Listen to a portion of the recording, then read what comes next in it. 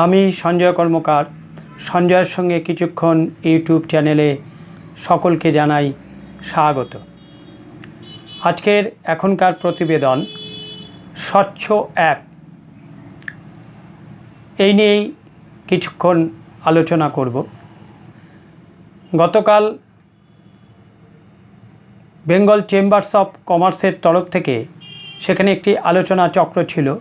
সেই আলোচনা চক্রে আমাদের পশ্চিমবঙ্গের মাননীয় পুরমন্ত্রী ও নারী শিশু কল্যাণ মন্ত্রী অগ্নিমিত্রা পাল মহাশয় জানিয়েছেন যে আজকে শনিবার থেকে পুরসভা একটি মোবাইল অ্যাপ্লিকেশন চালু করছে, যার নাম দিয়েছে স্বচ্ছ অ্যাপ। অর্থাৎ প্রথম দফায় 10টি পুরসভা ধরে তা চালু হচ্ছে। থাকবে জিও ট্যাগিংয়ের ব্যবস্থা। এই জিও ট্যাগিং ব্যবস্থাটা কি? সেটা হচ্ছে কোনো ব্যক্তি মোবাইলে ছবি তুলে পুরসভার এই মোবাইল অ্যাপ্লিকেশনে পাঠালে তা পুরসভা যত দ্রুত সম্ভব সেই আবর্জনাগুলো সরিয়ে নেবে এবং জায়গাটিকে পরিষ্কার করে দেবে। পুরসভা অবশ্য জানাচ্ছে যে 2 থেকে 3 ঘন্টার মধ্যেই এই কাজটি সম্পন্ন হয়ে যাবে এই জিও ট্যাগিংয়ের মাধ্যমে। কিন্তু সরকার আরও একটি নিয়ম চালু করতে চলেছে, যে নিয়ম আগে চালু ছিল, বলবৎ ছিল, কিন্তু তা প্রয়োগ করা হয়নি বা মানা হয়নি। যত্রতত্র মূত্রত্যাগ করা যাবে না, যেখানে সেখানে ময়লা ফেলা যাবে না, যেখানে সেখানে রাস্তায় পিক, থুতু, প্লাস্টিক আবর্জনা ফেলা যাবে না। এগুলো করলে অবশ্যই সেই ধৃত ব্যক্তিকে জরিমানা দিতে হবে এবং এ কাজের জন্য তাকে জরিমানা করা হবে। অর্থাৎ আগে এগুলো মানুষ করত, আমরাও করতাম, কোনো সময় হয়তো করেছি, কিন্তু এখন থেকে তা আর করা যাবে না। এগুলো আইনত এবং দণ্ডনীয় অপরাধ বলে গণ্য করা হবে এবং এ কাজ করলে তাকে জরিমানা দিতে হবে, তাকে ফাইন দিতে হবে। পুরমন্ত্রী ও নারী শিশু কল্যাণ মন্ত্রী তিনি সাংবাদিকদের মাধ্যমে একথা সকলকে এবং নগরবাসীকে জানিয়ে দিয়েছেন, তৎসহ রাজ্যবাসীকেও জানিয়ে দিয়েছেন। যদিও এই নিয়ম আগে ছিল, মানুষ প্রকৃতির ডাকে যে কোনো জায়গায় হয়তো তারা দাঁড়িয়ে পড়তো, তারা মূত্রত্যাগ করত।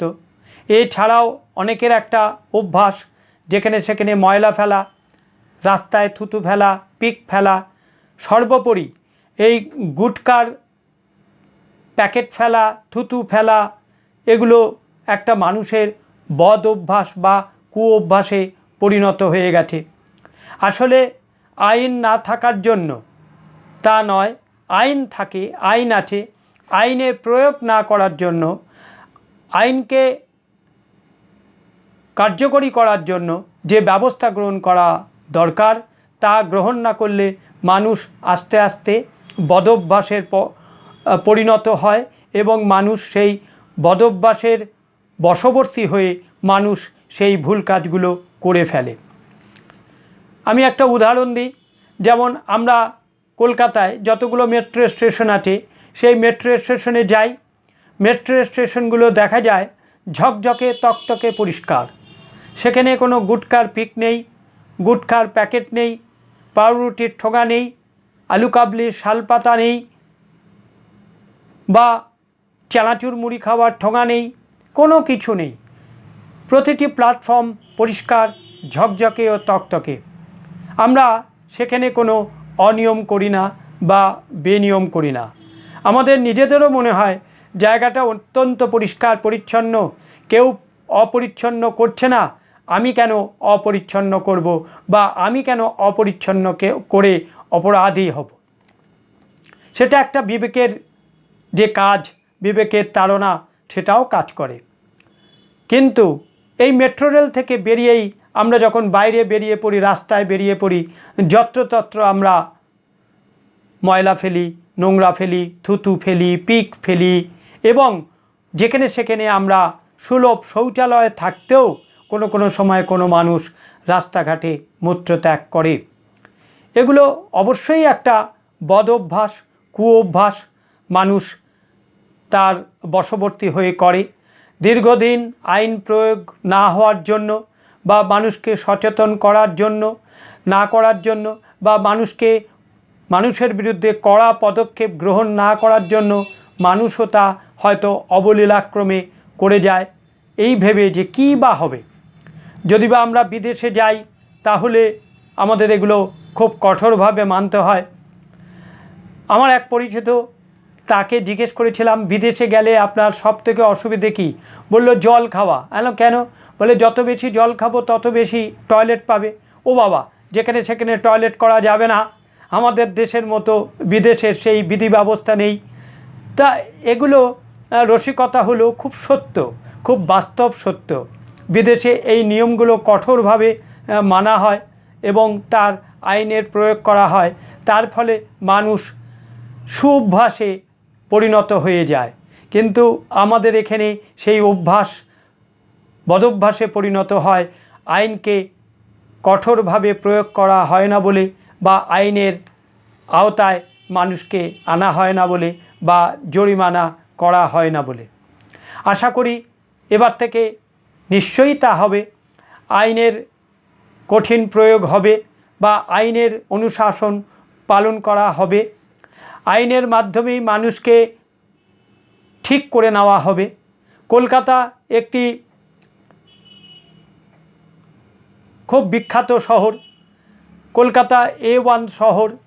কলকাতা, দিল্লি, মুম্বাই, চেন্নাই, চারটি শহর একসাথে উচ্চারিত হয় নাম।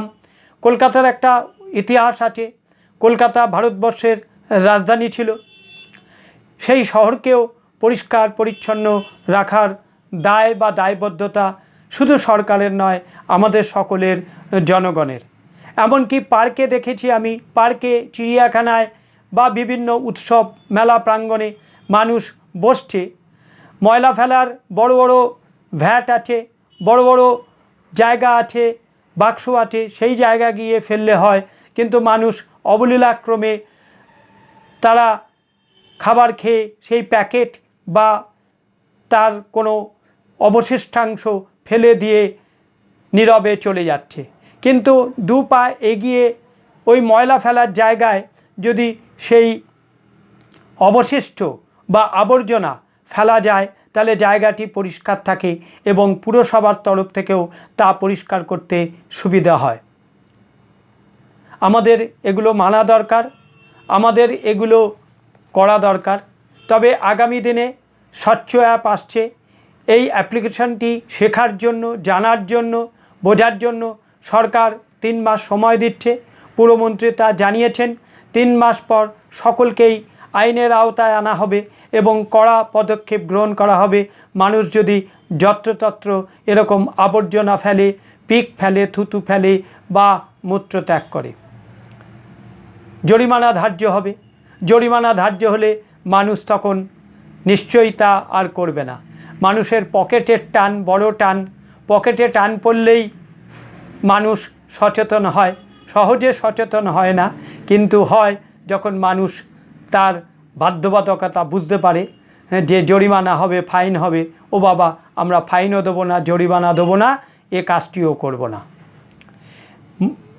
মোবাইল অ্যাপ্লিকেশনে যে জিও ট্যাগিংটা আছে, যারা জানেন তাদের কাছে অনুরোধ রইল, যারা এক্সপার্ট, যারা এই টেকনিক্যাল এক্সপার্ট, তারা জিও ট্যাগিংয়ের মাধ্যমে যদি আবর্জনার জায়গাগুলো কোথায় আছে তার ছবি তুলে পাঠান, তাহলে পুরসভা অতি দ্রুত সেই জায়গাগুলো পরিষ্কার করবে এবং আবর্জনা সরিয়ে নিতে পারবে। এই অ্যাপ্লিকেশনটি চালু হওয়ার পর থেকে আরও সড়গড় হয়ে যাবে মানুষ, এই নিয়ে সহজে জানতে পারবে, কিভাবে তা ব্যবহার করতে পারবে। সরকারের এই সাধু উদ্যোগকে নিশ্চয়ই আমরা সাদরে গ্রহণ করি এবং তার জন্য সরকারের এই উদ্যোগকে আমরা সবাই মিলে সচেতনভাবে গ্রহণ করি এবং আমরা তার অভ্যাসের বশবর্তী হয়ে সুন্দরভাবে এই শহরকে গড়ে তুলি। এটাই সকলের, আমাদের সকলের ঐকান্তিক প্রচেষ্টায় সুন্দর হয়ে উঠুক আমাদের এই শহর, স্বচ্ছ হয়ে উঠুক আমাদের এই শহর বা এই রাজ্য। এই আশা নিয়ে, ভাবনা নিয়ে আজকের প্রতিবেদন এখানেই শেষ করলাম। সবাই ভালো থাকবেন, সুস্থ থাকবেন ও আনন্দে থাকবেন। আমার চ্যানেলটিকে লাইক করবেন, সাবস্ক্রাইব করবেন এবং আপনাদের মতামত প্রদান করবেন, জানাবেন। নমস্কার।